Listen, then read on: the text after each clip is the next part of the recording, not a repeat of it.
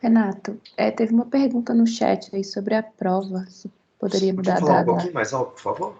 Não, meu som que estava baixo, desculpe, pode falar de novo. É que teve uma pergunta no chat sobre a prova, se podia mudar para o dia 4, a última prova.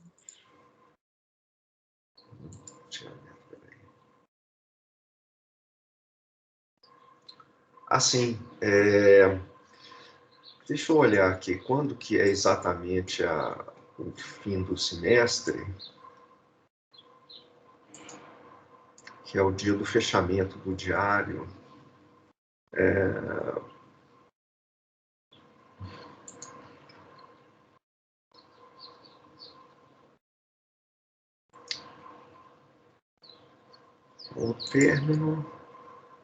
Ao término é dia 13, né? Sim, pode sim, então. Ok. Se tiver de acordo com todo mundo, eu acho que eu vi que vocês levantaram isso lá no grupo, né, de WhatsApp. Na verdade, eu não acompanhei as respostas, mas ouvi algumas respostas e parecia que muita gente preferia também a prova no sábado, né? Então, vamos aguardar se tiver alguém com alguma questionamento ou reclamação, mas em princípio não teria problema, então não, tá? Vou mandar isso pelo Moodle para oficializar e ter certeza de que realmente não tem nenhum problema para a gente alterar o dia da prova. Ok, pessoal, então já está gravando, vamos lá, começando então.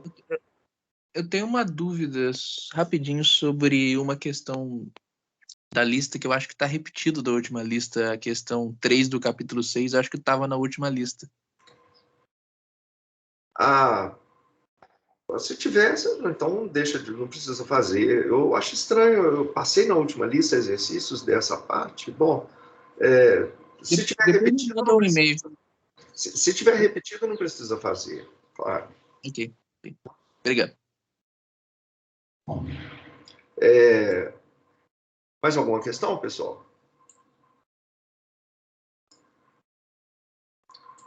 Então, estou compartilhando a minha tela, vocês já estão vendo, né? Deixa eu ver aqui. Sim. Ok. Então, engraçado, esse PDF aqui, eu não consigo colocar no modo de apresentação. Vocês sabem por quê? Ctrl L não funciona, não? Não, Command, não funciona, pois é. É estranho. Você conseguia abrir ele no navegador? Como é que é? Você conseguia abrir ele no navegador, não? No Google? Direto? Vai dar mais trabalho. Vamos lá. Seguindo aqui mesmo, pessoal. Então, espero que vocês... Acho que tá dando para vocês verem. Tá, né? A gente começou a falar sobre isso na aula passada. Meu mouse também está ficando... A pilha acho que já está ficando velha. Não está respondendo direito. Então, pessoal, nós estamos falando sobre o componente principal. E a gente fez uma pequena revisão de álgebra linear. Um ponto importante que a gente vai precisar ao longo dessa aula são duas coisas. A gente revisou o que era o produto interno. Tem um truquezinho que a gente vai usar ao longo da aula aqui, que é como o produto interno é um número, você elevar esse número ao quadrado, isso aqui é um número, elevar ele ao quadrado é multiplicar ele por ele mesmo. Mas aí eu posso olhar isso aqui agora, na verdade, não como produto de dois números, mas como produto de elementos de matrizes, vetores coluna, vetores linha, né? E essa parte aqui, que eu vou trocar esses dois de posição, porque no produto interno, na verdade, tanto faz a ordem em que a gente faz o produto interno, esse número não se altera, né? Então, troco esses dois de posição e agrupo agora eu olho para isso daqui como uma operação de matrizes e agrupo esses dois elementos aqui. Fica isso que está aqui. Agora, se você observar, isso aqui é um vetor coluna, esse W, e o WT é um vetor linha. Então, o elemento que está aqui dentro, embora sejam vetores, né, um na forma de linha, outro na forma de coluna, o resultado dessa operação aqui é uma matriz. Então, a gente tem um vetor deitado, uma matriz e um vetor em pé. Isso parece com aquela expressão matricial que aparece na distância estatística. Né? Um vetor deitado, um vetor em pé, e aqui no meio uma matriz que era sigma menos 1. Essa noção, essa ideia, ela vai voltar aqui ao longo dessa aula. E o resultado importante que a gente precisa também é de projeção ortogonal de um vetor V ao longo do outro vetor W. Então, você precisa fazer essa projeção de tal maneira que isso daqui, esse resto que aparece aqui, ele tem um ângulo de 90 graus entre esses dois vetores. Ou, numa noção de dimensão mais genérica, né? Esse vetor ele é ortogonal ao vetor W, esse vetor que resta aqui. Então, quem que é esse? Quem que é essa projeção aqui, nesse vetor? Ela é dada, essa projeção aqui, ó, essa interrogação, isso aqui é um vetor também, né? E esse vetor, ele é igual a essa quantidade. Isso aqui é um número, é um produto interno, vezes esse vetor, que é o próprio vetor W, okay? Dividido pelo seu comprimento ao quadrado. Para a gente, vai ser importante pegar vetores que têm comprimento 1. Então, quando o W aqui tiver comprimento 1, na verdade, a projeção vai ficar igual só ao produto interno dos dois vetores, vezes o vetor, né, multiplicando o vetor ao longo do qual você está fazendo a projeção. De maneira que esse comprimento aqui, olha, esse comprimento dado que supondo que o W tem comprimento 1, esse comprimento é igual exatamente a essa constante que você está multiplicando aqui. Pois bem, nós definimos o que era a matriz de variância e convariância na aula passada. A gente falou sobre os contornos de densidade constante, quer dizer, quais são os pontos que estão a uma distância constante do vetor mu, desse vetor centro aqui. Isso, nessa distância estatística, isso é dado por um elipsoide que está centrado em torno do mu e que tem eixos ao longo dos autovetores dessa matriz sigma. A gente ordena os autovalores e a gente chama de V1.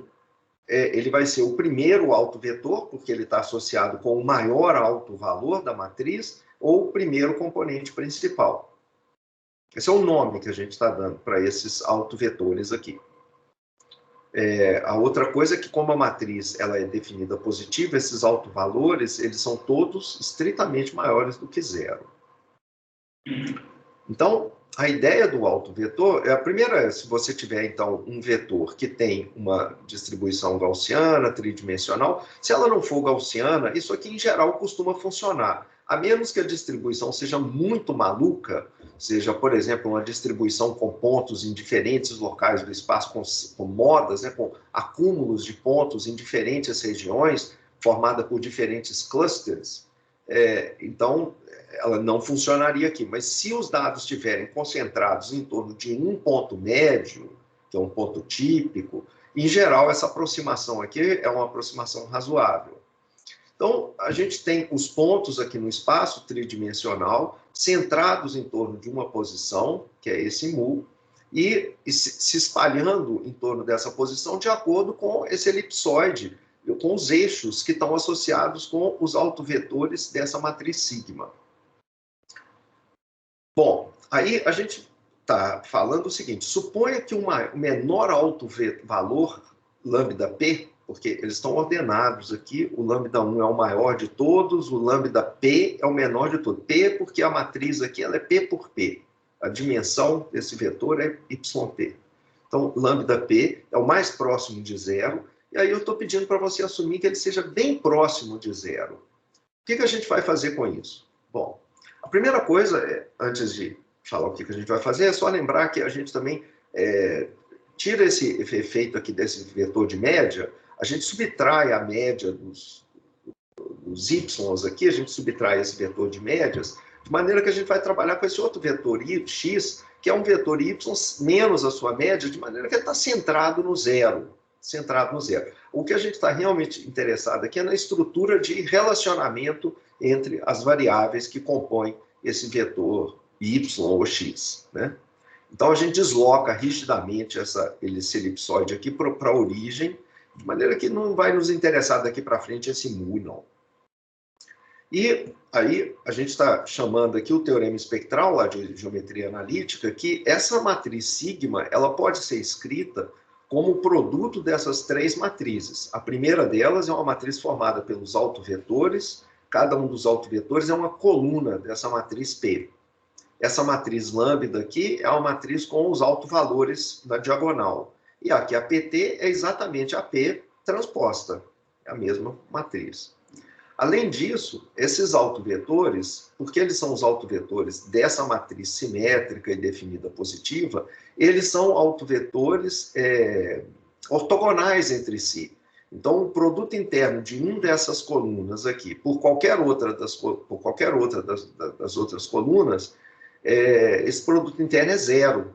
Então, se você calcular, pegar a matriz P aqui, multiplicar aqui a matriz P na frente transposta, né, de maneira que ela tem as suas linhas, são as colunas da matriz P. Quando você fizer esse produto, o que vai aparecer é uma matriz aqui, na posição em J, o que você tem é o produto interno da coluna I com a coluna J, da matriz P. E vai dar a matriz de identidade, então. Porque toda vez que o I for diferente de J, você pegar duas colunas distintas, o produto interno vai dar zero. Então, esses são alguns dos resultados que a gente vai precisar. E vamos agora, então, voltar aqui. A gente falou, acho que a gente terminou a aula passada mais ou menos por aqui. Nesse ponto aqui, a gente chegou a falar disso aqui, mas deixa eu só passar aqui, mais ou menos. Então, a gente falou de tudo isso aqui, né? Falamos. Tô relembrando aqui, beleza. Então, como os P autovetores são ortogonais, eles vão formar uma base do espaço RP. A gente podia pegar qualquer vetor X e escrever ele como uma combinação linear desses elementos que são os autovetores daquela matriz sigma. O que eu vou querer? Para que eu faço isso? Né? Para que eu estou complicando a minha vida aqui, pegando o meu vetor com as P variáveis e escrevendo ele como combinação desses autovetores? Bom, a ideia, primeiro quem são essas... Para a gente responder isso, a gente precisa primeiro olhar quem que são essas constantes que aparecem aqui na combinação linear. Isso era fácil de obter, a gente simplesmente multiplicava esse vetor x por cada um dos autovetores aqui, agora ele deitado, né? Multiplica ele deitado aqui, transposto, vezes o vetor em pé, isso vai dar um número, o produto interno do x, desse x aqui, com esse elemento, com o primeiro autovetor. O que vai dar isso? Bom, escrevo o x, então, como a sua combinação linear, passo esse cara lá para dentro, multiplicando todo mundo. A maior parte desses produtos internos aqui é zero. Toda vez que o V1 for com um outro vetor diferente, vai dar zero, exceto no primeiro, para ele mesmo, quando eu multiplico ele por ele mesmo. Dá o comprimento dele, e que é igual a 1, porque os autovetores eles são sempre tomados com o comprimento 1. De maneira que essa constante que está aparecendo aqui, a C1, é simplesmente o produto interno do primeiro autovetor com o x. Então, você quer escrever um x como combinação linear dos seus autovetores? Beleza, você pode fazer isso. E o que você tem que fazer?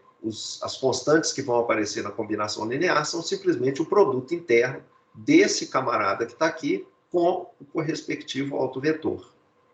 Né? Então, você faz isso, é claro que o C2 vai ser a mesma coisa, se você fizer, multiplica o V2 por x e tal, então de maneira que a combinação linear, na hora que você escreve o x, você pode escrever ele como combinação linear dos diferentes autovetores, e a constante que aparece aqui, multiplicando nessa combinação linear, é o produto interno desse cara com o autovetor correspondente. Bom, então, finalmente, o que a gente vai fazer com isso? A ideia é, vamos supor que os primeiros K autovetores sejam muito maiores do que os últimos. Você pega o maior autovalor, depois o segundo maior, o terceiro, etc. E quando você começa a chegar nos autovalores que são os menores, esses não só são os menores, como são bem pequenos, são muito próximos de zero. Então, eu vou assumir que esses últimos autovalores aqui, o último deles, o menor deles, o segundo menor, etc., os últimos K, os últimos P menos K, eles são muito próximos de zero. E vou, então, fazer uma aproximação para esse vetor X. Porque, olha só, como o X ele pode ser escrito como essa, exatamente igual a essa combinação linear, eu vou fazer o seguinte, eu vou pegar esses últimos elementos que estão aparecendo aqui na combinação linear, olha, que são os componentes de X ao longo desses autovetores, eu vou pegar esses componentes e jogar eles fora. Por que eu estou jogando esses caras fora? Porque eles têm, os seus autovalores são próximos de zero. É por isso, os autovalores não estão aparecendo aqui nessa fórmula, não. Eu estou jogando isso fora. Na hora que eu jogo fora, eu fico só com esse primeiro pedaço aqui, que é isso aqui, ó, esse pedaço. Eu vou chamar isso de X estrela. Esse cara X estrela não é igual ao X, porque o X era tudo isso e mais alguma coisa. Então, esse X estrela, ele não é igual ao X e talvez seja próximo, porque é isso que eu vou fazer, na verdade. Eu vou mostrar agora que ele é próximo do X. Se esses lambdas aqui, se esses autovalores são próximos de zero, esse X estrela é próximo de X. Você jogar fora esses últimos componentes, você não perde muita coisa. Você praticamente recupera o vetor original. Então, a gente vai mostrar isso aqui agora, que esse cara é bem próximo do X estrela. Primeiro, lembra que os dois são vetores do RP. Eles estão num espaço de dimensão P. O X original eram P variáveis. O X estrela, o que é o X estrela? É a combinação linear dos primeiros autovetores. Mas o que é o autovetor? O autovetor é também um vetor do RP. Né? Vamos lembrar aqui, por que ele era um autovetor? Porque quando o vetor X, aqui o vetor, né, um vetor de dados, aqui tridimensional, essa matriz de variância e covariância é 3 por 3. Quando você achar os autovetores dessa matriz, que é o elemento que multiplicando essa matriz aqui, o vetor V, esse sigma V tem que ser igual a lambda V. Esse Vzinho tem que ser também de dimensão 3, a mesma dimensão do dado original. Então, cada um desses vetores aqui, V1, VK, etc., cada um deles está no próprio RP. Então, esse X estrela é também um vetor de mesma dimensão que esse X aqui. Se ele é de mesma dimensão, e você deve ter ouvido já falar que componente principal é um método de redução de dimensionalidade, aonde que está a redução aqui? Afinal de contas, eles estão no vetor no mesmo espaço, na mesma dimensão. Onde que tem a redução aqui? A ideia é a seguinte, é que suponha que você tenha o P aqui, seja um vetor com 20.000 coordenadas. Na verdade, por exemplo, ele é uma imagem. E você pegou a imagem e representou a imagem como um longo vetor. Você foi pegando todos os pixels e empilhando as colunas de pixels umas sobre as outras, de maneira que você terminou com um vetor bem comprido aqui, de 20.000 posições, com os valores correspondentes dos pixels da imagem. E vamos supor que você tenha conseguido aqui, ao pegar os autovalores, você vê que só os primeiros 10 autovalores são substancialmente diferentes de zero. Dos 20.000 autovalores, apenas os 10 primeiros são substancialmente diferentes de zero e os demais são próximos de zero. Então, para escrever esse vetor X, você precisa de 20.000 coordenadas. Bom, e para escrever o vetor X estrela? Para escrever o X estrela, você precisa até de mais números. Você precisa dos K vetores, V1, V2, VK. Cada um desses aqui de dimensão 20.000, igual ao vetor original. Então, você precisa de K vezes 20.000 e mais os números aqui, C1, C2 e tal, para você fazer a combinação linear desses caras aqui. Esses 10 números aqui. Então, na verdade, aqui embaixo, para escrever o X estrela, você vai precisar de mais números do que para escrever o X original. Então, qual que é a economia que está acontecendo aqui? Aqui eu preciso de 20.000, Para escrever o x estrela, na forma dessa combinação linear aqui, as 20.000 coordenadas do x estrela, eu crio essas 20.000 coordenadas do x estrela, pegando esses 10 vetores aqui, cada um deles de dimensão 20.000, multiplicando ele por essas constantes. Então, eu preciso de um número muito maior de números aqui embaixo do que aqui em cima. Onde que tem economia? Bom, acontece o seguinte, vamos imaginar que eu não quero fazer isso só com esse vetor x, mas com um conjunto grande de várias instâncias. O que acontece é que para essas várias instâncias, se eles são todos dados vindos de uma certa distribuição de probabilidade com uma certa matriz de covariância, esses vetores aqui, os k-vetores, eles vão ser os mesmos para todos eles. Eles não mudam. Então, para diferenciar essas diferentes instâncias aqui, eu, na verdade, posso até esquecer esses vetores V1, VK e olhar e tentar diferenciar esses caras aqui, ver o que eles têm de diferentes, olhando só essas constantes aqui, C1, C2, CK. Essas constantes passam a ser uma espécie de versão, em inglês eles falam embedded, né? Tem várias versões de embedded agora diferentes, bonitas, né? Não lineares. Essa daqui é um embedding linear.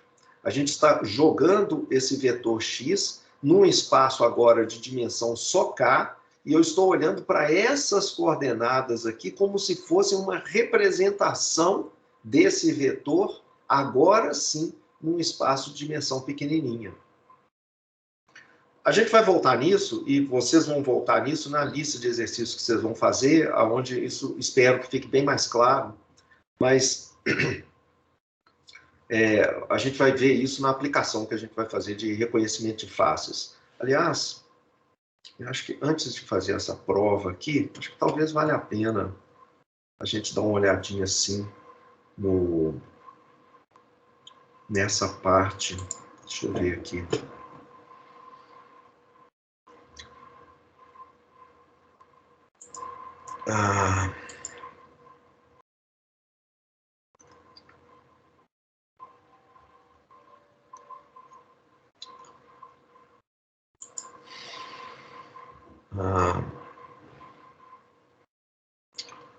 Será que eu posso?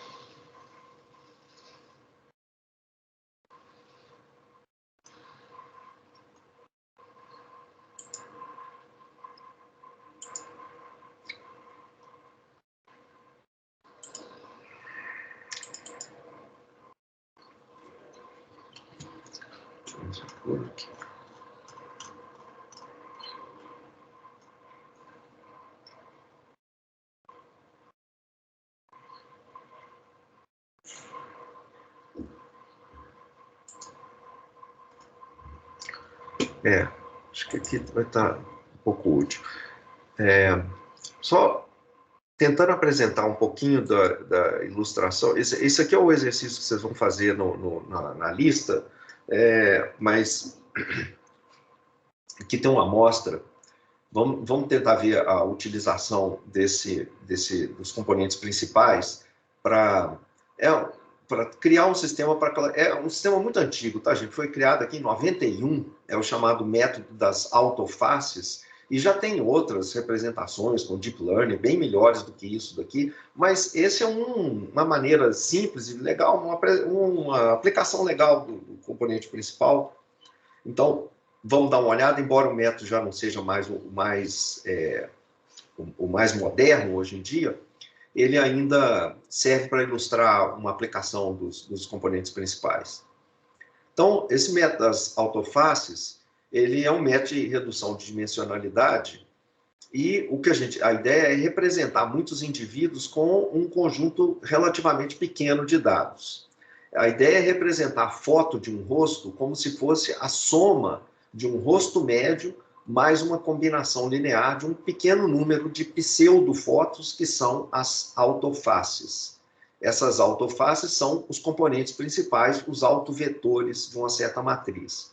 Então, para tentar ilustrar isso aqui, como é que a ideia vai ser aplicada, vamos começar olhando aqui a pequena amostra de fotos. Então, eu tenho um banco de dados em que eu tenho um conjunto de indivíduos, aqui cada linha dessas listas de fotos aqui é um indivíduo diferente, e eu tenho diferentes fotos representando diferentes contextos em que essa foto foi tirada, com e sem óculos, sorrindo, com a cara fechada, etc.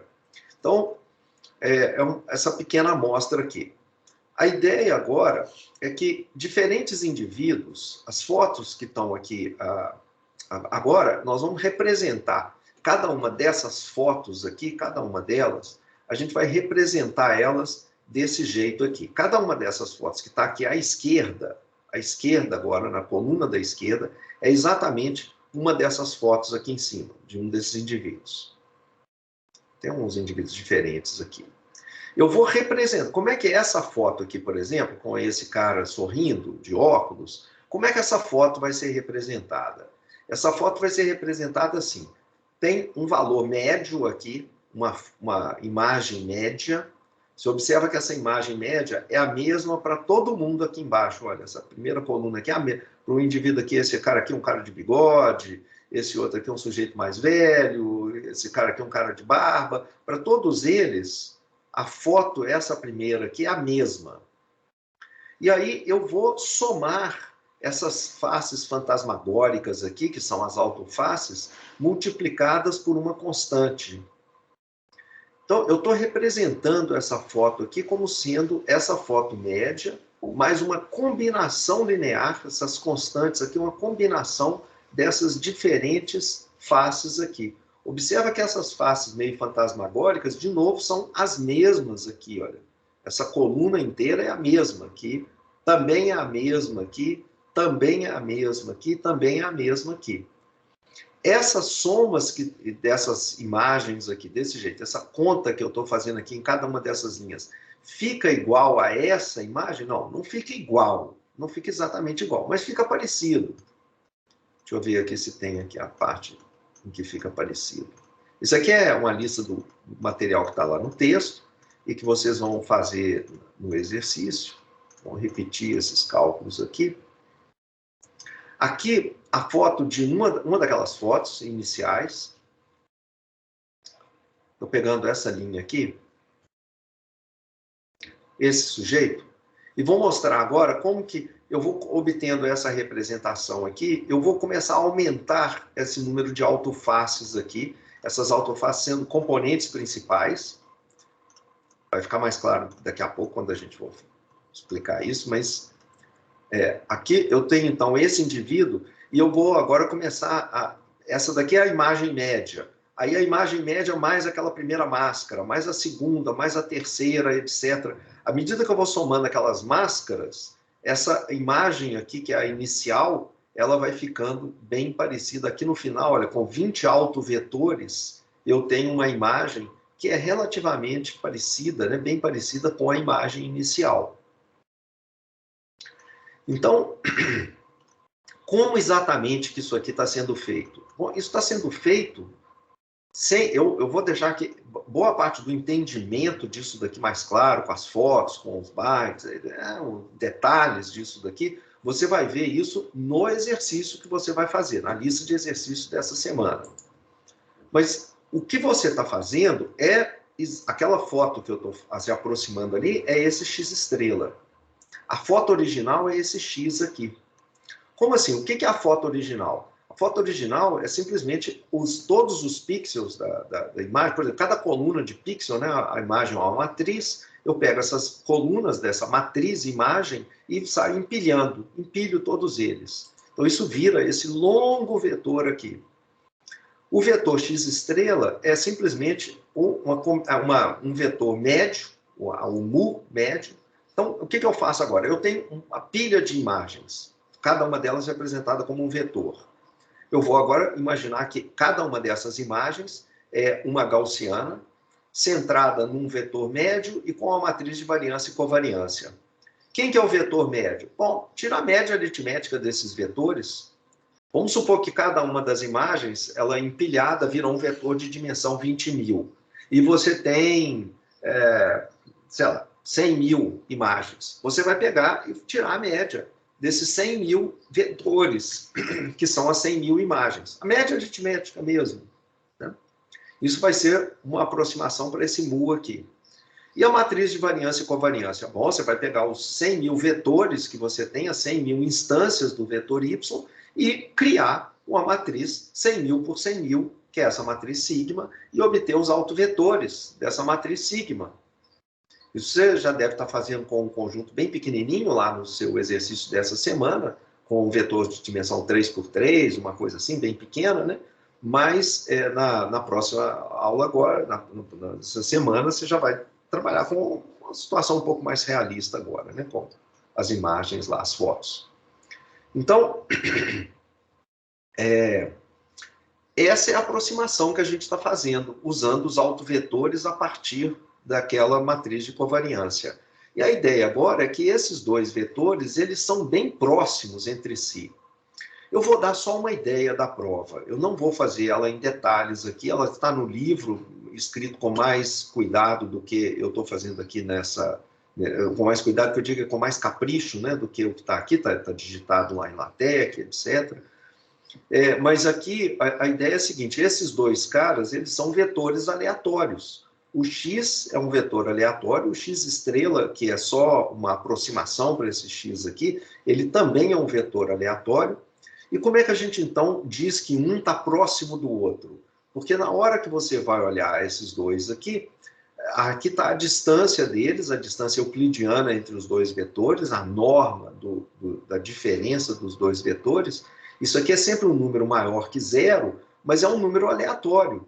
Então, o que eu vou fazer para mostrar que, de fato, isso aqui, essa aproximação é boa, é mostrar que o valor que você pode esperar para essa quantidade aleatória, esse valor esperado é próximo de zero.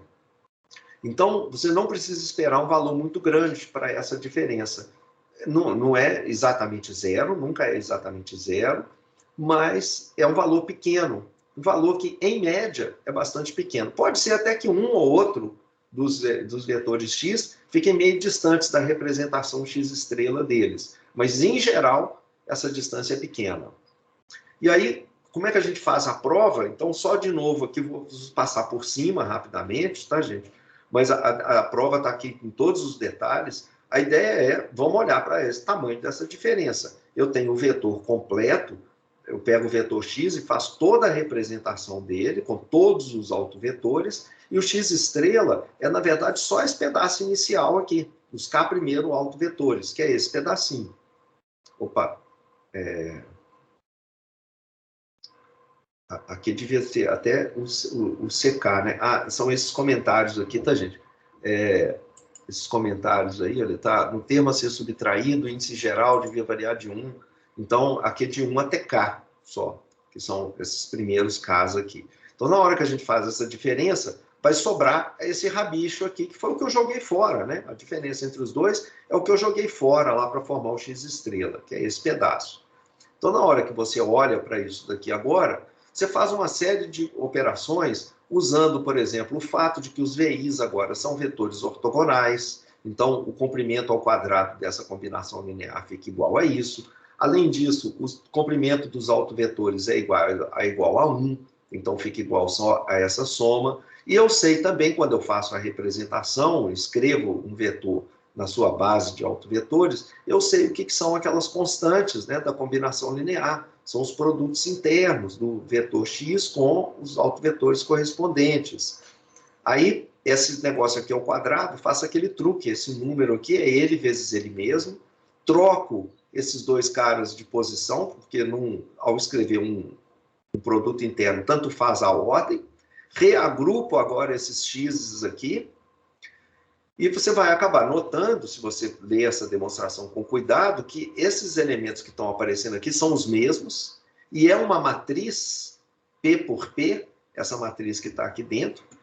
E além disso, aí agora finalmente a gente calcula o tamanho, então, esperado dessa diferença. Eu escrevi essa diferença desse jeito aqui, com esse truquezinho, aparecendo a matriz x vezes x'. Então agora esse valor esperado, ele passa lá para dentro.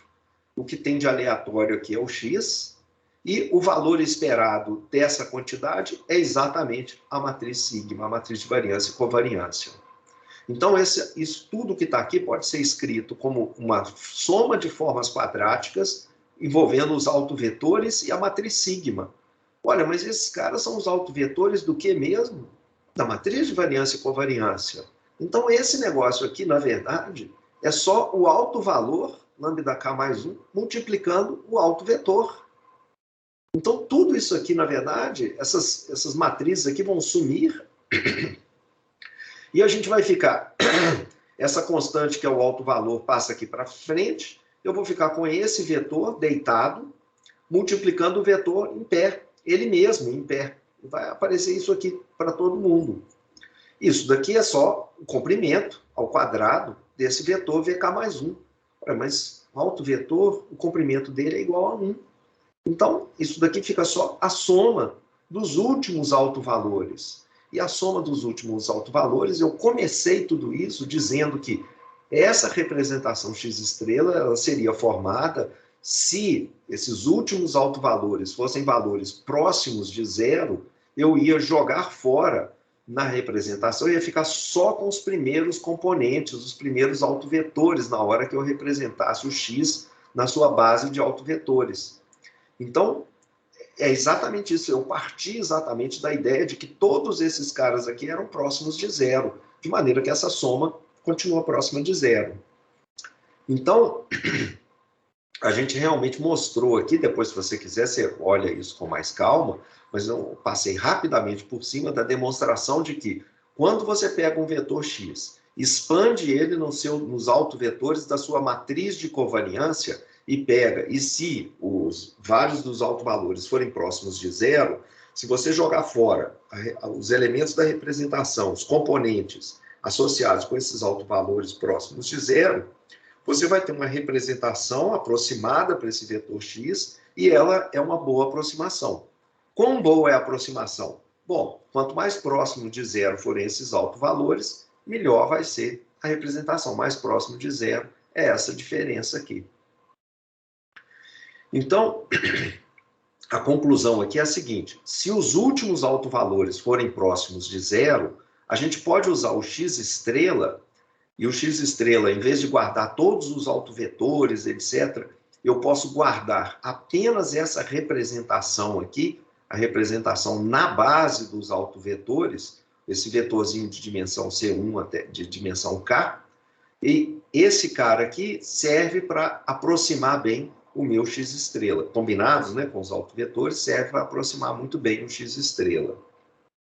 Então, desculpe, serve para aproximar o x, né, o x. Então, se você quer, agora, na verdade, entender as diferenças entre os x, basta você olhar para essa representação mais simplificada aqui, a representação, as constantes que formam os componentes que entram, o peso que você tem que dar para cada um dos elementos da base aqui, da base formada pelos primeiros autovetores. Uma pergunta curiosa, teórica, que também a gente não vai ver a demonstração em detalhes, mas que está aqui nos slides, é a seguinte: essa representação é o melhor que a gente pode fazer? Será que não existe um outro conjunto ortonormal, uma outra base do espaço, formada, por exemplo, W1, W2, WK, tal que a projeção ortogonal, vou chamar de x2 estrelas, você pega o x e projeta nessa base aqui, e pega só alguns dos componentes dessa base, né? Por exemplo, será que essa representação não seria melhor do que essa que a gente fez usando os componentes principais? Isso é, será que existe um conjunto de outros vetores ortogonais entre si, tal que ao fazer a projeção ao longo desses vetores, eu encontro um vetor aproximado x-estrela, tal que a diferença dele, em média, para o vetor original x, seja menor do que o tamanho médio da diferença dele com a projeção baseada nos autovetores? A resposta, do jeito que eu já estou colocando aqui, com essa retórica toda, você já sabe. A resposta é não. Não existe nenhuma outra forma de aproximar um vetor x que dê um resultado melhor do que usando os autovetores da matriz de variância e covariância.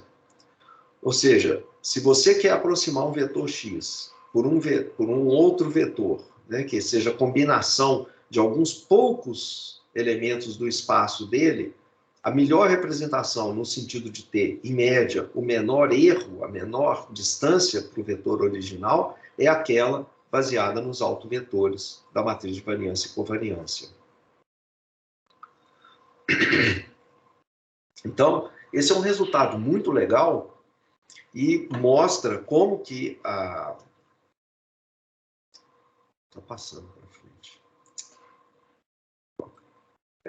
Mostra como que os autovetores podem ser úteis, né? O subespaço de dimensão K, que minimiza o valor esperado desse resíduo, dessa diferença entre o elemento que está nesse subespaço de dimensão K e o vetor original, é o subespaço formado pelos primeiros K autovetores dessa matriz de variância do vetor X. Nenhum outro subespaço pode representar X tão bem em K dimensões quanto os K primeiros autovetores de sigma. Então, nos próximos slides aqui, eu vejo só algumas figuras. Deixa eu ver aqui as figuras. Nesses próximos slides aqui, eu estou tentando explicar isso com bastante detalhe e com bastante matemática, como vocês estão vendo aqui. Então, se alguém quiser ver essa otimalidade do vetor, né, e dos autovetores e tal, ela está toda aqui, tem uma quantidade bastante grande de álgebra linear, trazendo de volta subespaços vetoriais, etc. O teorema espectral, ele aparece aqui de novo. Então, é longo, é um conjunto de várias transparências aqui, aonde eu tento fazer essa demonstração. Então, tentando fazer um resumo agora do que a gente viu, a ideia é a seguinte: você tem um vetor X que tem dimensão P, ele pode ser reduzido da seguinte maneira: você pode escrever esse X aproximadamente como um outro vetor X estrela, e esse X estrela vai ser uma combinação linear, esses Cs aqui são constantes, uma combinação desses outros vetores que estão no espaço RP. Quem são esses vetores aqui? Esses V1, V2, VK, são os autovetores da matriz de variância e covariância do X original. E essas constantes, CI, é o produto interno do VI' com o X. Em geral, a gente quer esse K muito menor do que o P original, esse P aqui. Porque eu quero, na verdade, passar a trabalhar só com a representação das constantes Cs, que multiplicam. Eu vou até jogar, meio que ignorar esses autovetores e trabalhar só com esses Cs aqui, para ser a versão embedded, né, embebida desse X num espaço de dimensão menor. Eu quero esse K bem menor do que esse P. E como é que você escolhe esse K, então? Então, a gente tinha falado antes, a ideia era que esse K aqui, essa representação, ela vai ser boa se os autovalores grandes forem só os autovalores associados com esses autovetores. Que daqui para frente, quando você pegar o autovetor K mais 1, K mais 2, etc., os autovalores desses autovetores são próximos de zero. Então, como é que a gente escolhe esse K? Um critério prático, simples, e que é usado basicamente por todo mundo, é o seguinte: a gente plota a soma acumulada dos autovalores. Você começando, porque você tem que saber o que é um autovalor próximo de zero. Então, o que a gente faz? Você pega um autovalor, o maior de todos, depois os 2 maiores, os 3 maiores, aqui os K maiores, e você faz a divisão dessa soma pela soma de todos os autovalores, todos eles. Então, como você está sempre acrescentando alguma coisa, esses autovalores são positivos, essa soma acumulada ela vai crescendo em direção a 1. A ideia é, quando ela ficar achatada, é hora de parar. Então, deixa eu mostrar aqui. A ideia é a seguinte: você está aqui, olha, você vai... K aqui é o número de autovetores que você pode pegar. Você calcula os autovetores da matriz de variância e covariância. Isso é um comando no Python, no R, ele te retorna esses autovetores. A partir disso, e os autovalores correspondentes. Então, aí que nesse gráfico, você trabalha só com os autovalores. Você coloca no denominador, você vai colocar aqui nesse eixo uma razão. No denominador da razão é a soma de todos os autovalores, todos eles. E no numerador, você vai colocar o primeiro alto valor, depois o primeiro e o segundo, depois a soma dos 3 primeiros, etc. Então, aqui você está vendo o número de autovetores que você vai usar. Então, e você vai, então, fazendo a razão é a soma de números positivos, aqui é a soma de todos os números positivos. Então, essa razão, ela está sempre entre 0 e 1. Então, ela está aqui entre 0 e 1. E à medida que você vai acrescentando autovetores, o numerador vai ficando parecido com o numerador. Então, isso aqui vai ficando convergindo aqui em direção a 1. Eventualmente vai bater em 1 quando você chegar no último autovetor. A ideia de onde parar, então, quantos autovetores usar, a gente vai olhando para essa soma acumulada até que ela fique próxima do 1. Nesse instante, você sabe, então, que esse deveria ser um número de autovetores que você deveria usar. É uma escolha subjetiva. Aqui, o que seria razoável? Usar 4? Talvez 5 autovetores? Talvez 5, talvez 4. Depende aqui um pouco de decisões que você vai ter que tomar e de uma questão caso a caso, né? Assim, o quanto que você está disposto a ver de erro na aproximação. Mas, em geral, essa é a opção simples, uma das opções mais fáceis para a gente, pelo menos, ter uma ideia inicial de quantos autovetores eu devo usar. Eu talvez queira olhar com 4, o que eu obtenho de aproximação, talvez eu olhe também com 5, para ver se 5 me dá um resultado, talvez, por exemplo, se for o problema das imagens, visualmente melhor do que só com 4, e aí eu vou considerar, será que vale a pena aumentar de 4 para 5, eu não vou ter muito problema de armazenagem, etc. Então, tendo tudo isso, sim, basicamente é assim que a gente escolhe, então, esses autovetores desse jeito, bem subjetivo e bem simples. Aqui tem alguns resultados adicionais teóricos que eu, de novo, vou pular, não vou passar por aqui, não. Tá?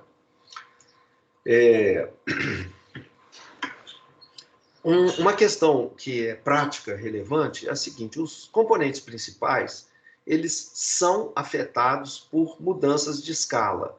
Então, se você trabalhar com dólares ou reais, em geral implica que você vai, se você tiver com uma variável que seja dinheiro, se você põe uma das variáveis em dólares e outra em reais, então você pode terminar com componentes principais diferentes. Se você trabalhar com uma coluna, uma variável que seja graus Celsius ou Fahrenheit, os componentes principais podem ficar diferentes. Então, quando as escalas das variáveis são muito diferentes, ou se elas possuem uma faixa de variação muito diferente entre elas, é comum a gente trabalhar com as variáveis padronizadas. Porque se as escalas forem muito diferentes, pode acontecer de uma dessas variáveis aqui meio que dominar o componente principal. Ele fica totalmente dominado por uma variável, por exemplo, que tem valores muito grandes, em relação a outra que é uma variável que mede uma proporção e está concentrada de 0 até 1.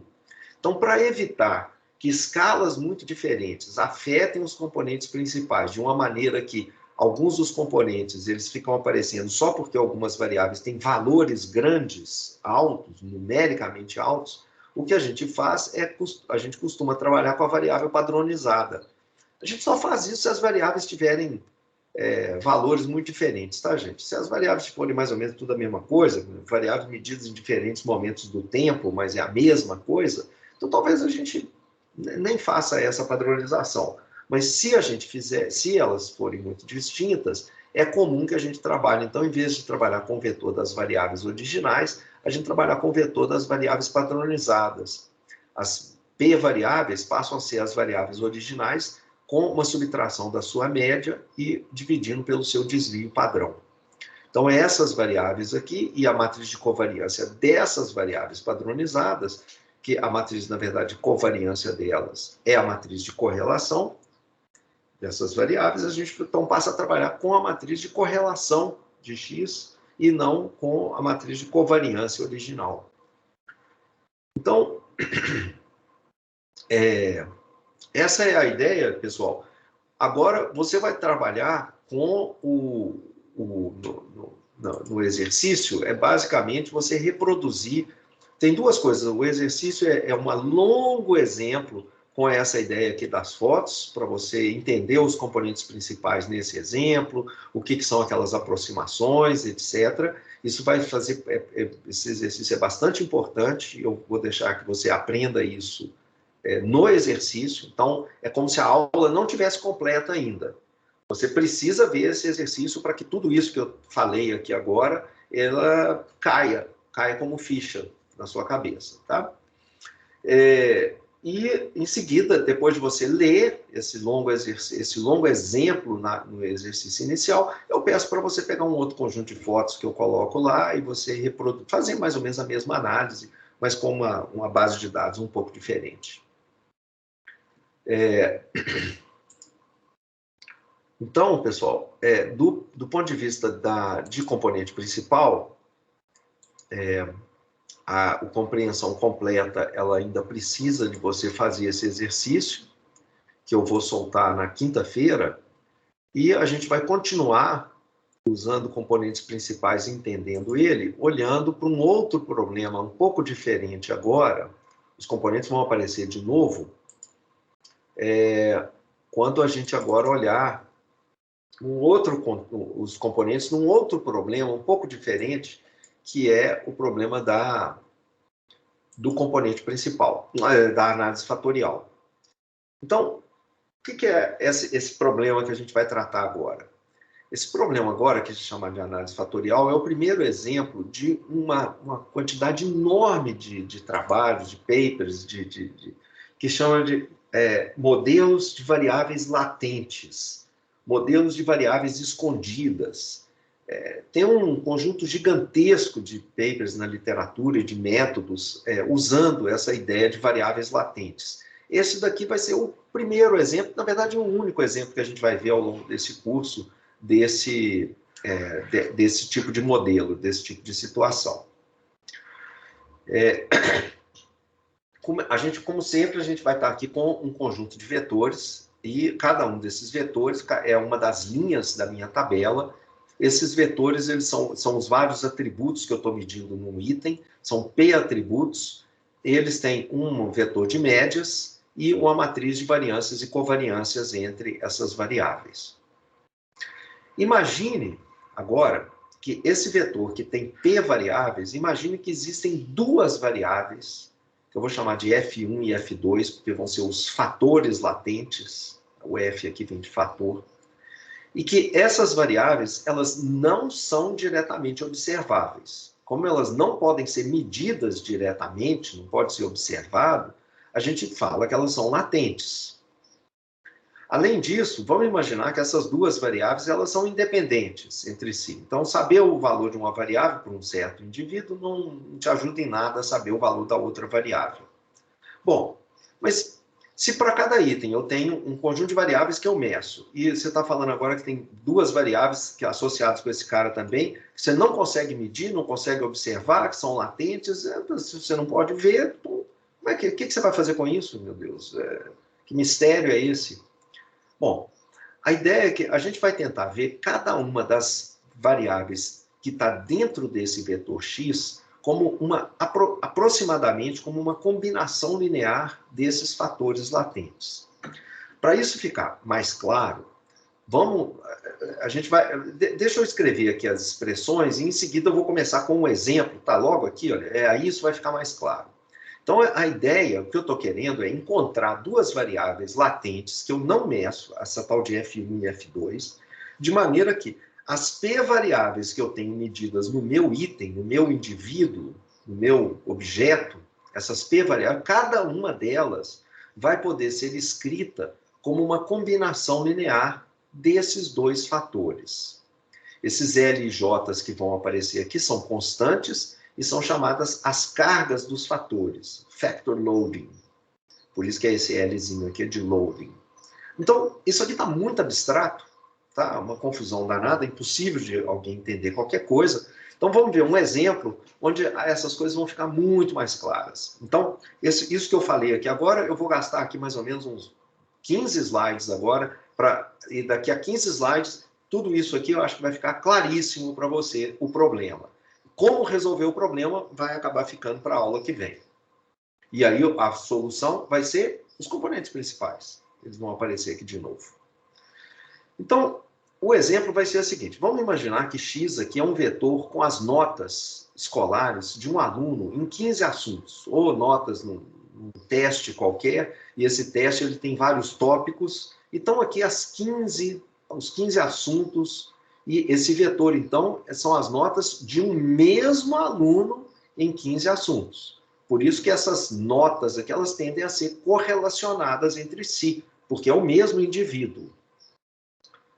Então, você pode imaginar que você vai ter uma tabela, né, com essas 15, muitos indivíduos e todos eles medidos nos 15 assuntos. Então, você tem uma tabela com várias linhas, a linha é o indivíduo e as várias colunas são as diferentes notas aqui, as diferentes matérias. Ok. O desempenho individual nesses 15 assuntos é muito variado. Alguns alunos, eles vão bem em todas as disciplinas, tiram nota alta em tudo. Alguns vão bem só em algumas disciplinas e têm um desempenho médio nas outras. Eles vão bem naquelas disciplinas que eles têm mais talento, mais interesse, mais gosto. Alguns indivíduos vão muito bem em algumas e vão muito mal em outras. Embora o cara até tenha um desempenho muito bom em ciências exatas, ele é péssimo para escrever em português. E alguns, claro, vão mal em tudo. Como é que a gente pode entender essa diversidade? Estou fazendo aqui uma pseudo-teoria psicológica aqui, tá, gente? Não leva a sério o que eu estou escrevendo, não. É só para motivar o exemplo e a metodologia. Mas, de fato, essas ideias que a gente tem, elas até apareceram mesmo em psicologia, mas eu não sei como é que isso é hoje em dia, tá? Isso aqui apareceu lá atrás há muito tempo, não sei se isso aqui ainda é considerado uma coisa muito séria hoje em dia. Mas a ideia, os psicólogos, eles se perguntaram se essa variabilidade enorme da capacidade cognitiva, então alguns indo muito bem em tudo, alguns indo bem só em algumas coisas, etc., se essa variabilidade não poderia ser explicada pela existência de uns poucos traços latentes, não observados. Por exemplo, talvez existam dois fatores, um eu vou chamar de FV, porque é um fator refletindo a habilidade verbal da pessoa, e um outro, FQ, que representa uma habilidade lógico-quantitativa. Então, cada indivíduo ele é dotado de uma certa quantidade desses ingredientes aqui, do fator verbal e do fator quantitativo. Esses fatores, eles teriam uma escala centrada em zero. Zero seria o valor médio para todo mundo. Então, uma quantidade positiva de fator verbal significaria que o indivíduo tem mais do que a média de habilidade verbal. E um valor negativo significa que ele tem menos do que a média dessa habilidade verbal. Que é isso que eu estou representando aqui. Tá? Um valor muito positivo de um dos dois fatores significaria uma habilidade ou verbal ou quantitativa muito acima da média. Então, a ideia seria essa daqui. Os fatores eles se distribuem na população de acordo aqui com uma curva, com uma densidade de probabilidade igual a essa daqui. É aleatório o que você vai ganhar de habilidade verbal. Você pode ganhar um valor médio, um valor muito positivo ou um valor muito negativo. Existe como que é a distribuição desse fator entre as pessoas? Bom, a maioria das pessoas está concentrada aqui no fator médio. Pessoas com habilidade muito grande são raras. Então, a densidade ela vai diminuindo aqui à medida que o fator verbal vai começando a ficar muito, muito alto. E a mesma coisa do lado de cá. Quando a habilidade verbal vai ficando muito ruim, você começa a ter também, graças a Deus, menos e menos pessoas. Então, a ideia é que essa representação aqui na forma de uma distribuição gaussiana, uma curva de sino, não é uma má representação para o que a gente imaginaria que seria a habilidade que as pessoas deteriam de um desses componentes cognitivos, o verbal ou o quantitativo. Então, o modelo que a gente está fazendo aqui, o modelo mental, conceitual que a gente está fazendo, é que cada indivíduo ele recebe uma dose do fator verbal e uma outra dose do fator quantitativo. E nós vamos assumir que essas doses, a quantidade de fator verbal e a quantidade de fator quantitativo que cada indivíduo recebe, são independentes. Ou seja, se um indivíduo recebe um fator verbal muito alto, isso não quer dizer, de maneira nenhuma, é um indicativo, você conseguiria predizer o que ele vai ganhar de fator quantitativo. Tá? Ele pode ganhar pouco, pode ganhar muito do fator quantitativo, são independentes. Essa hipótese aqui, ela pode ser relaxada, e já foi relaxada. Então, existem modelos de variáveis latentes e de análise fatorial, em que você pode assumir que os fatores são dependentes entre si. Mas eu vou seguir nesse curso, e nessa aula e ao longo do curso, nós não vamos considerar esses outros modelos mais sofisticados, em que essas coisas são dependentes. Então, nós vamos assumir aqui, conceitualmente, que esses fatores são independentes, e a ideia é que o que você realmente mede é uma visão, são 15 assuntos, e as notas nesses 15 assuntos são reflexos e combinações da presença desses fatores. Além, evidentemente, de um ruído causado por outros fatores que não são esses fatores verbais e quantitativos, essas habilidades. Por exemplo, se o sujeito estava psicologicamente mal naquele dia por alguma questão pessoal, outro fator que se estava doente, se tinha alguma outra coisa que estava impedindo ele de fazer a prova bem naquele dia. Ou outros fatores aleatórios que poderiam afetar. Então, o modelo hierárquico para a geração das 15 notas de um mesmo indivíduo seria esse daqui. No passo 1, o indivíduo recebe doses independentes de fator verbal e fator quantitativo. Então, cada indivíduo, está aqui, um indivíduo ele vai receber uma dose de fator verbal, pode ser uma quantidade pequenininha, pode ser, e do quantitativo talvez ele tenha recebido muito. Talvez ele, inclusive, aqui do fator verbal seja uma quantidade negativa. Foi negativo aqui o que ele recebeu e foi bem positivo do fator quantitativo. Ok. Essa é o que ele recebe, a habilidade dele. É uma coisa intrínseca desse cara. Agora, essas doses que ele recebeu, elas afetam as notas dos 15 assuntos. Claro que algumas notas de alguns assuntos vão ser mais afetadas por alguns fatores do que outros. Por exemplo, em álgebra, as notas de álgebra desses meninos, elas são mais afetadas pelo fator quantitativo. E aqui a gente não está vendo nenhuma seta do fator verbal para a álgebra, indicando que, nesse modelo conceitual que eu estou fazendo aqui agora, o fator verbal não teria nenhum efeito sobre a nota de álgebra desse cara. Já a nota de biologia, por exemplo, não. Ela recebe influência tanto da quantidade de fator quantitativo que aquela pessoa tem, quanto do fator verbal. Então, a nota em biologia ela é afetada, sim, por esses dois fatores aqui. A nota em gramática também depende de uma certa quantidade lógica do indivíduo e de quantidade de habilidade verbal. Já a nota em literatura é basicamente da habilidade verbal do indivíduo e a parte de quantitativa e lógica não tem muito efeito aqui. Então, a ausência de aresta aqui estaria representando a ausência de influência desse fator. Além da seta em si, da ausência ou presença de uma seta, a gente também pode representar graficamente a importância do fator, colocando a grossura da aresta aqui, né, representando o peso que aquele fator tem naquele assunto. Então, aqui a gente só tem a seta do fator verbal e ela é bem grossa, indicando que essa nota de literatura depende bastante do fator verbal. Então, se você tiver um fator verbal muito baixo, você não vai conseguir uma nota muito alta de literatura. A nota de gramática, ela depende dos dois fatores, do verbal e do quantitativo. Mas ela depende mais do fator verbal, porque a seta aqui está mais forte, mais nítida, mais grossa um pouco, do que do fator quantitativo, que a seta é mais apagadinha, não tem tanto peso, então. Tem um peso um pouco menor, embora seja importante também. Então, o peso da aresta é o que a gente vai chamar mais na frente de carga do fator. É o quanto de carga que aquele fator está colocando naquela variável. É o factor loading. Então, a gente pode agora fazer uma representação algébrica desses conceitos. É a seguinte, eu vou colocar aqui as notas que o indivíduo tem. Gramática, literatura, as 15 notas do mesmo indivíduo, que são os X1, X2, etc.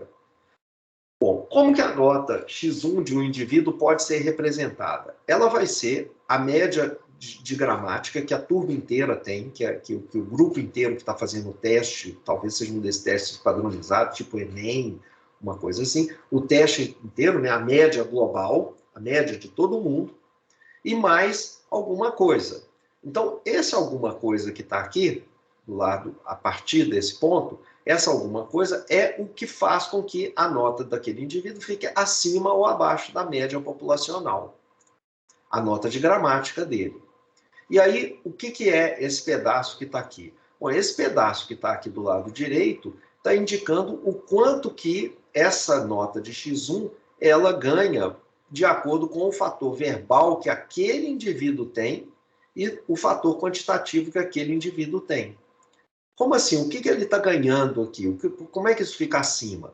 Bom, fica acima de acordo com o peso que o fator verbal tem na nota de gramática.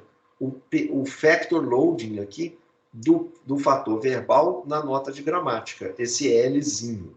Esse Lzinho multiplica o fator verbal que o indivíduo recebe. Aqui, o Lzinho, que é o peso do fator quantitativo na nota de gramática, o Lzinho, que é a grossura daquela aresta ali, né? Você vai multiplicar o fator quantitativo por esse peso, e é isso que vai ser somado aqui nessa média global. Então, esses Lzinhos que estão aparecendo aqui são as cargas dos fatores. Cada matéria aqui tem uma carga que ele vai ter, cada matéria aqui, ela tem duas setas. A seta FK ou talvez uma seta que seja zero, né? Quando não tem seta é porque a seta é zero, o peso, o factor load é zero. Então, toda nota aqui, todo o assunto, como aqui gramática, ele tem dois pesos aqui. O peso do fator verbal e o peso do fator quantitativo para cada nota. Então, gramática, que está aqui, que é o G, tem o peso verbal e tem o GQ, que é o peso do quantitativo na gramática. Quando eu passar aqui para outra matéria, que é a literatura, também vai ter o peso verbal na literatura e o peso quantitativo na literatura. Ok. Esse pedaço que está aparecendo aqui, esse pedaço, ele é o fator verbal do indivíduo. Esse fator verbal, ele não muda quando eu passar de uma matéria para outra. É o mesmo, representa o indivíduo. É um traço latente, intrínseco, escondido, que eu não vejo diretamente, mas é a habilidade que o indivíduo tem para aspectos verbais. Então, estão aqui, todas as matérias podem ser mais ou menos afetadas pelo fator verbal. O mais ou menos é representado pelo peso. Você vai dar mais peso ou menos peso para o fator verbal naquela matéria. Mas aqui, então, nessa coluna aqui, você vai ter o mesmo fator verbal de cima e embaixo para aquele indivíduo. E aqui o mesmo fator quantitativo para as 15 notas daquele indivíduo.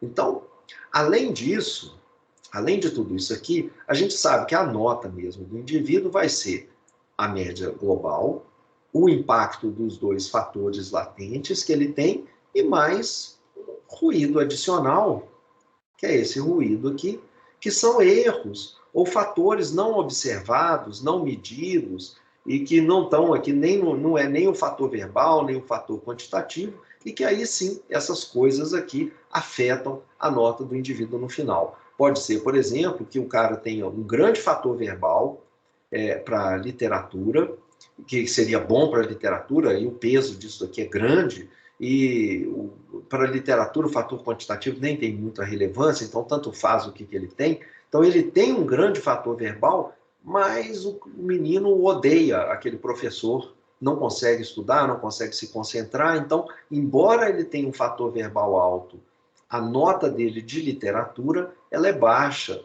por razões, por erros aqui, não associados nem com o fator verbal, nem com o quantitativo, nem com os pesos, nem com nada. É uma questão pessoal dele com aquele professor de literatura, que não é o mesmo do professor de gramática.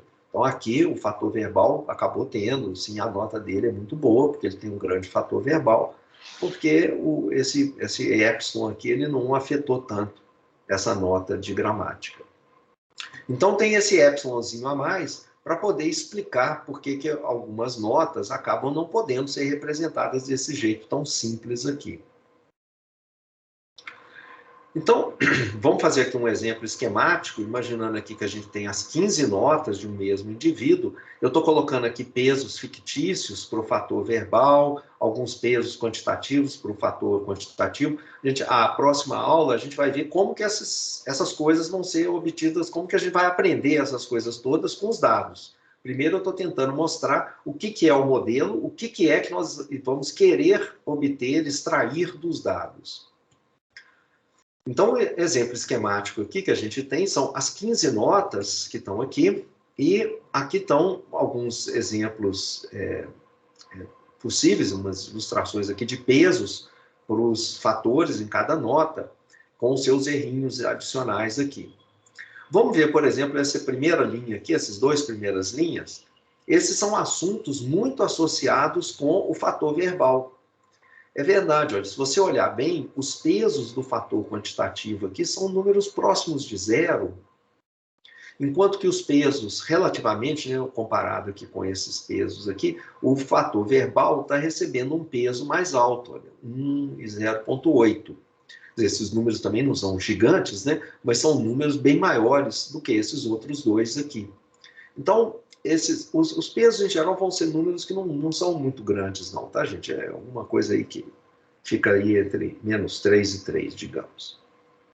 Então, aqui, essas duas linhas seriam assuntos, x1 e x2, que são muito associados com o fator verbal. Aqui embaixo, a gente está vendo nessa x3, que ela é um assunto em que nenhuma das duas habilidades é muito relevante para ela. Então, tanto o fator verbal tem um peso pequeno, o fator quantitativo também teve um peso pequeno. Negativo, mas pequenininho também. Talvez, sei lá, talvez essa daqui, x3, seja a nota em educação física. Então, tanto faz se você tem um fator verbal alto, se você tem um fator quantitativo alto, a sua nota em educação física exige outras habilidades, ela é basicamente composta de outras habilidades que acabam embutidas aqui no ε3, que é o ruído que a gente está vendo. Aqui embaixo, x4, a gente está vendo que o indivíduo ele precisa ser bom no fator quantitativo e meio ruim no fator verbal. Então, essa nota aqui, x4, você lembra que o fator ter valor muito positivo do fator verbal significa que está muito acima, tem muita habilidade verbal. Então, aqui você está vendo que você está multiplicando por um peso negativo do fator verbal. Você tem um peso positivo para o fator quantitativo, bem grande. Então, essa nota x4 depende bem do fator quantitativo. Mas esse peso aqui, ele é moderado, digamos assim. Não está tão pequenininho. Não é 0,01, 0,3. Não é tão grande quanto 0,9, mas é moderado. Mas, além disso, é negativo. Então, essa daqui é uma nota meio estranha, um assunto meio estranho, que eu não consigo nem pensar o que poderia ser, em que, para você ter uma nota alta do x4, você precisa ter um fator quantitativo alto e ter um fator... O bom seria você ter um fator verbal negativo, porque aí esse número negativo multiplicado com esse outro número negativo aqui daria positivo e você somaria para o x4. Então você precisa ser bom no FQ e ruim no fator verbal. Sabe-se lá que assunto é esse. Eu inventei esses números, né? Só para mostrar o que você pode obter com o modelo. E aqui no x5, a gente tem que o fator quantitativo aqui tem um peso alto, 1,2, e o fator verbal é um peso pequeno. Então, tem um peso alto e é pouco relevante em fator verbal aqui no x5. Bom, isso tudo que a gente fez aqui pode ser representado matricialmente. Matrizes diretas, de machine learning sem matriz não funciona. A notação matricial para um indivíduo vai ser essa representação que eu estou fazendo aqui. Vou mostrar isso aqui agora, como que isso que a gente viu, ele, na verdade, pode ser escrito exatamente assim. Onde essa L aqui vai ser a matriz das cargas dos fatores, e esse F aqui é o vetor dos fatores comuns, e aqui o epsilon é o vetor de erros. Então, tá aqui, olha. Aqui o indivíduo número 1. A gente tem 15 notas para esse indivíduo número 1. Essas 15 notas do indivíduo número 1 são iguais a uma nota média para o grupo inteiro, para a população inteira que você está analisando, uma nota média, e aí mais ou menos alguma coisa que você vai somar em cada uma das 15 notas aqui. Então, esse mais ou menos tem que ser um vetor de dimensão 15. Vamos olhar que essa primeira parte é uma matriz aqui com 15 linhas, está vendo aqui, ó, L11 até L15,1. Então, essa matriz aqui, ela tem 15 linhas e tem 2 colunas. Então, 15 por 2. Então, isso aqui tem que aparecer um vetor de dimensão 15 no final. Então, beleza.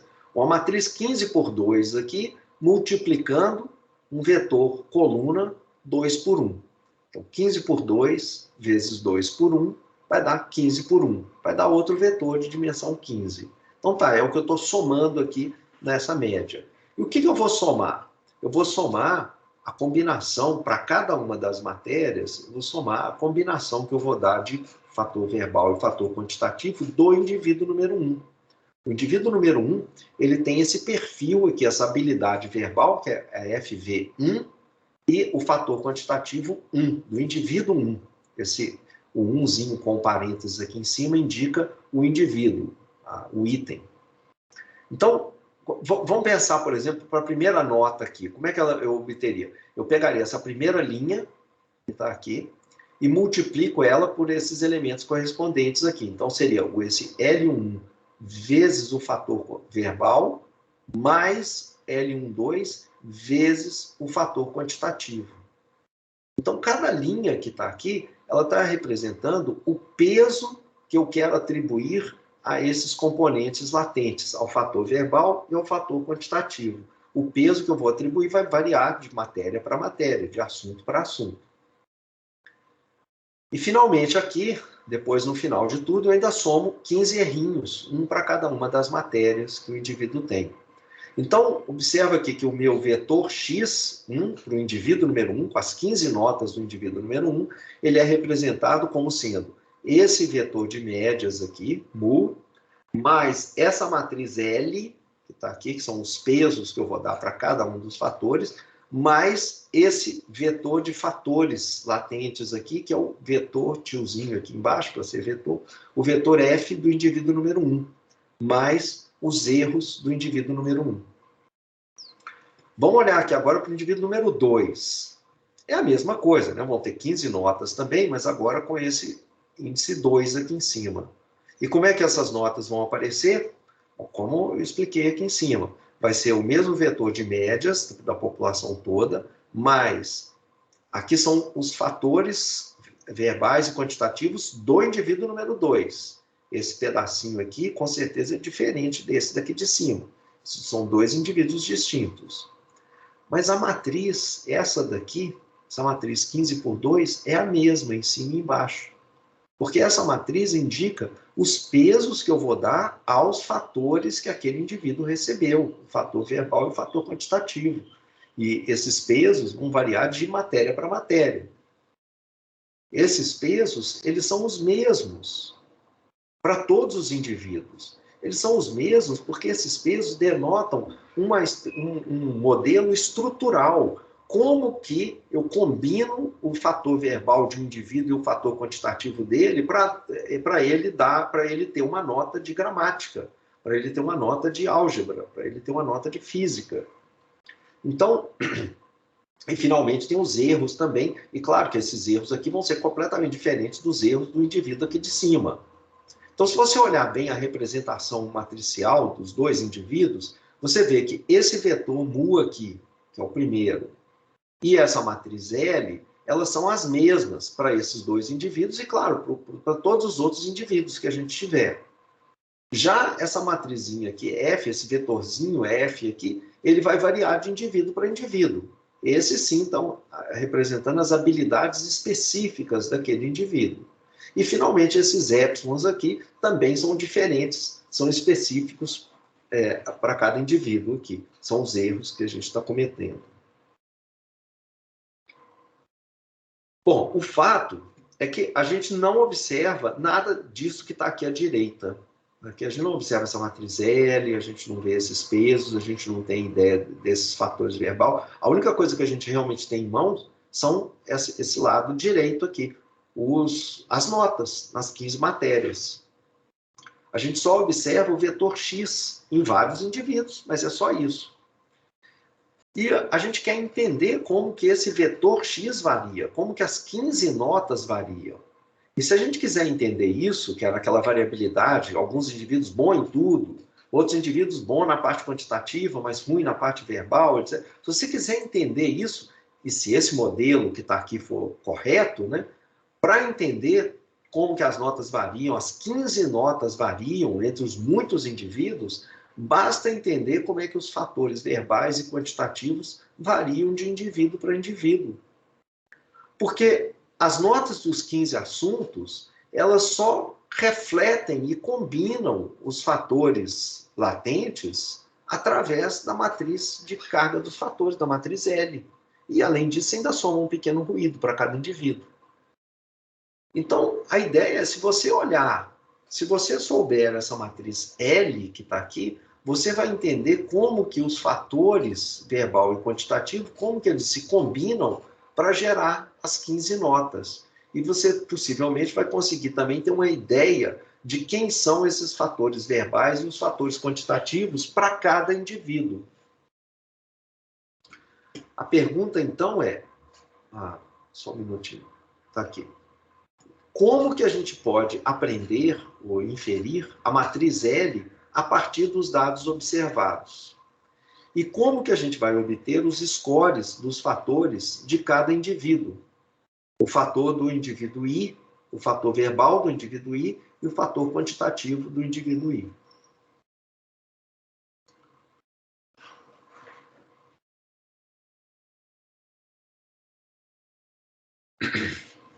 Alguma pergunta até agora, gente?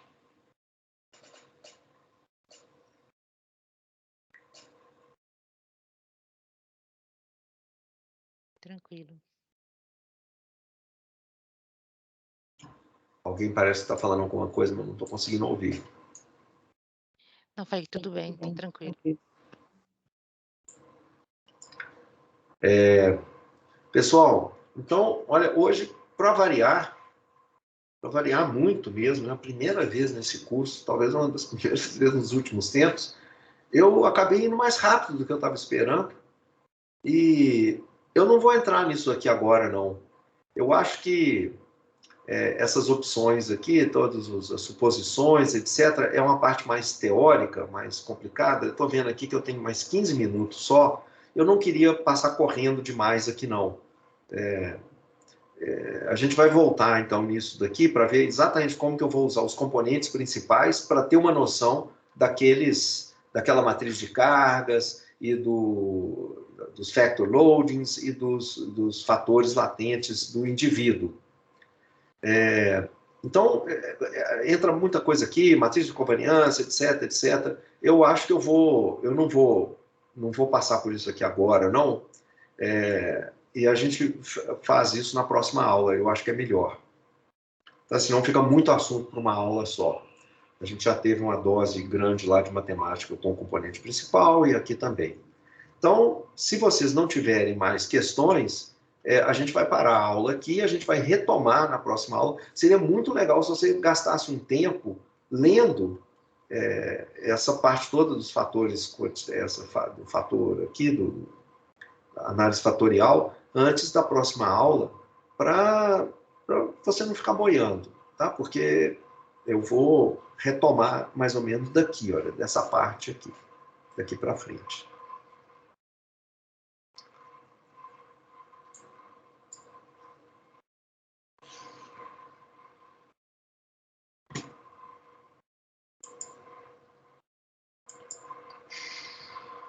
Se não tiver nenhuma pergunta, então a gente vai encerrar a aula aqui, 15 minutos mais cedo hoje.